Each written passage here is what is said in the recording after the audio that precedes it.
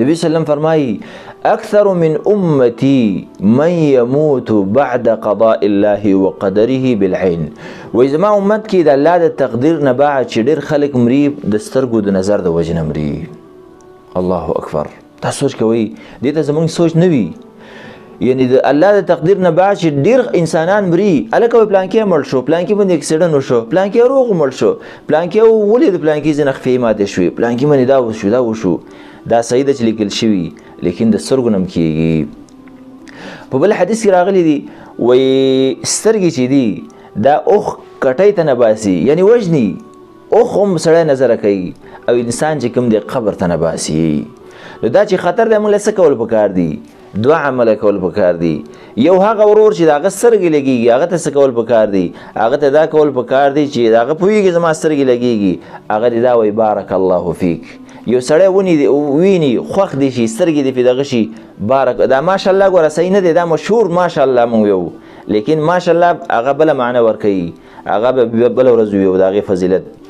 نو بارک الله به وی، الله تعالی پکې برکت واچوي. دا ویل کول پکار دي. ماشوم دی ولید بارک الله فیک، دا به پکې دا به ضرور وي. که چیرته ونوي دا انسان مجرم دی، دا قاتل هم ګرځېدلی شي چې هغه ته پته زما سترګې لګېږي. اوس صحیح ده، اوس دا پلانکي خان به بارک الله ماته وایي که نه به وایي. اوس ماله څه کول پکار دي؟ ماله دا کول پکار دي چې زه دعاګانې ویم. اخري دوه صورتونه چې کوم دي، قل اعوذ برب الفلق او قل اعوذ برب الناس، دا باید چې سار او ماښام، او دا قل هو الله احد دا درې ځلې سړی ووایي، درې ځلې سړی ووایي. داسې نور اذکار هم شته چې هغه به بیا وایو. خو المهم غرض زما دا دی چې سترګې دا لګېږي حق دی، سړی قبر ته نه باسي. د الله د تقدیر نه بعد ډېر انسانان په دې باندې مري.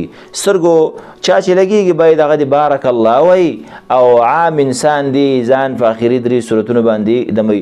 نبي صلی الله علیه وسلم به خپل ځان دموو، پرېوتو وخت کې به ټول لاس په بدن باندې وو.